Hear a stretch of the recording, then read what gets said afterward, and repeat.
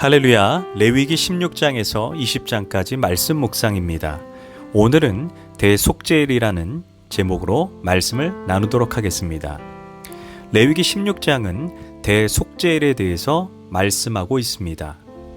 대속죄일은 대제사장이 1년에 한 번 백성들의 대표로 하나님이 계신 지성소에 들어가서 이스라엘 백성들 전체의 죄악을 속죄하는 날입니다. 그렇지만 대제사장도 하나님의 임재를 상징하는 법궤가 있는 지성소에 들어간다는 일은 매우 두렵고 떨리는 일이었습니다. 출애굽기 33장 20절에서 죄인인 인간이 나를 보고 살 자가 없다라고 하나님이 말씀하셨기 때문입니다. 그래서 대제사장조차 이스라엘 백성들의 죄를 속죄하기 전에 먼저 자신의 죄를 위해 속죄의 제사를 드려야 했습니다.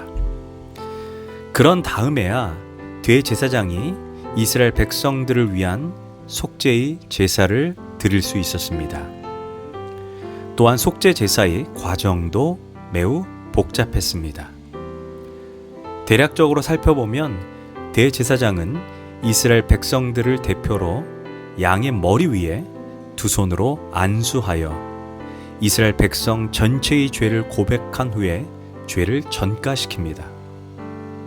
그런 후에 회막문 옆에서 죄를 전가시킨 양을 죽입니다.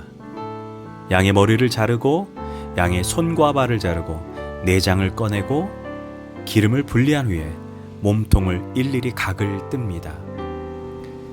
그때 대제사장의 옷과 주변에 어린 양의 피로 범벅이 되었을 것입니다. 그 모습을 지켜보는 이스라엘 백성들은 내가 죽어야 하는데 저 죄 없는 양이 나 대신 죽는구나 고백하면서 자신의 가슴을 치면서 회개의 시간을 가졌을 것입니다. 그리고 속죄로 죽은 그 양의 피를 대접에 담아 지성소에 들어갑니다. 그리고 그 피를 법궤 위에 7번 뿌립니다. 7은 완전수로 완전한 속죄를 상징합니다. 이는 히브리서 9장 22절에 피 흘림이 없는 즉 죄사함이 없다는 예수님의 십자가에서 흘리신 피의 대속을 상징하는 것입니다. 그런 후에 대제사장은 지성소에서 나와서 이제 또 다른 염소 한 마리를 가지고 회막문 앞으로 갑니다. 그리고 다시 한번 염소 머리 위에 안수하여 이스라엘 백성들의 죄를 다시 한번 전가시킵니다. 그렇지만 이 염소는 죽이지 않고 진영 밖, 영문 밖으로 내보냅니다. 이스라엘 백성들은 그 염소가 자신의 시야에서 완전히 사라질 때까지 지켜봐야 합니다. 그 염소는 우리의 죄를 대신 짊어지고 영문 밖으로 나아가는 염소라 하여 아사셀의 염소라고 말합니다. 이는 신약시대에 영문 밖인 골고다에서 죽으신 예수님의 모습을 상징하는 것입니다. 이렇게 죄의 용서받는 과정은 매우 어렵고 복잡한 과정이었습니다. 더구나 제사장의 중개 없이 죄를 용서받을 방법은 없었습니다. 그러나 신약에서 예표나 상징이 아닌 실제 하나님의 아들 예수님께서 우리의 죄를 속죄하기 위해 어린 양으로 이 세상에 오셨다는 것입니다. 그리고 그 하나님의 어린 양 되신 예수님께서 십자가에서 우리의 죄를 대속하시기 위해 피를 흘리셨을 때 성경은 성소와 지성소를 가리고 있던 휘장이 위에서부터 아래로 찢어졌다라고 말합니다. 이는 예수님의 피를 의존하는 자, 예수의 피를 힘입는 자들은 이제부터 언제든지 하나님의 임재가 있는 지성소에 제사장 없이도 들어갈 수 있게 되었다라는 것을 의미합니다. 그러므로 형제들아, 우리가 예수의 피를 힘입어 지성소에 들어갈 담력을 얻었나니 그 길은 우리를 위하여 휘장 가운데 열어놓으신 새롭고 산 길이요 휘장은 곧 예수 그리스도의 육체니라. 이제는 우리가 죄를 용서받기 위해 성막에 갈 필요도 없고 복잡한 제사 과정도 가질 필요가 없습니다. 그 이유에 대해 히브리서 10장 14절은 예수께서 한 번의 제사로 다시 반복할 필요가 없는 영원하고도 온전한 제사를 드리셨기 때문이라고 성경은 말합니다. 그래서 우리는 이제 제사가 아니라 우리가 죄를 지을 때마다 예수님의 보혈을 의지해서 제사장의 도움 없이 우리 스스로 죄를 철저하게 고백하고 회개하기만 하면 이제부터 우리는 값없이 죄 용서를 받게 된다는 것입니다.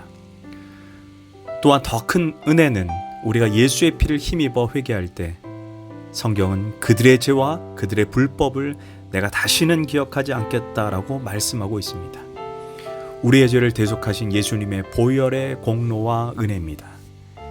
특별히 히브리서에서는 레위기의 대속죄일과 신약의 그리스도의 십자가의 대속의 연속성과 차이성을 말해줍니다. 그러면서 그리스도가 드린 제사가 구약의 대제사장 아론이 드린 제사보다 훨씬 월등하고 완전한 제사임을 말해줍니다.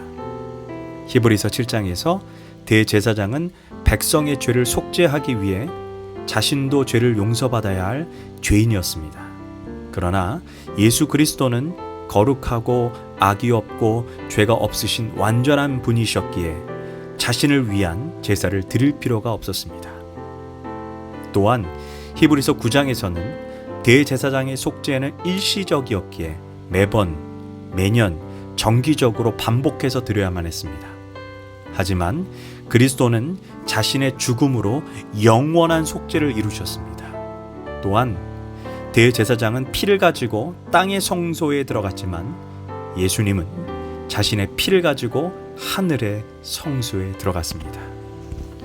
이와 같이 구약의 대제사장보다 우월하시고 월등하신 우리의 대제사장이신 예수님으로 말미암아 이제부터 우리는 언제든지 예수의 피를 힘입어 하나님이 계신 지성소까지 들어가게 된 것입니다. 그런 은혜를 입은 우리가 보혈을 의지해서 죄를 회개하지 않는다면 참으로 어리석은 것입니다. 또한 예수님의 대속의 은혜를 감사하며 이제부터 하나님 백성다운 삶을 살아가야 합니다. 기도하겠습니다. 예수님, 우리가 얼마나 죄 가운데 살았고 그리고 그 죄로 인해 심판받고 죽을 수밖에 없었습니다. 그러나 바로 하나님과 예수님께서 구약에 우리의 죄를 용서받는 방법인 제사법을 알려주시고 신약의 예수 그리스도가 우리의 죄를 대속해서 십자가에서 대신 죽으셨습니다. 우리가 그 은혜와 그 공로가 얼마나 크고 얼마나 위대한지를 깨닫고 이제는 우리가 하나님 백성다운 삶을 살아갈 수 있도록 하나님 역사하여 주시옵소서. 감사드리며 예수님의 이름으로 기도합니다. 아멘.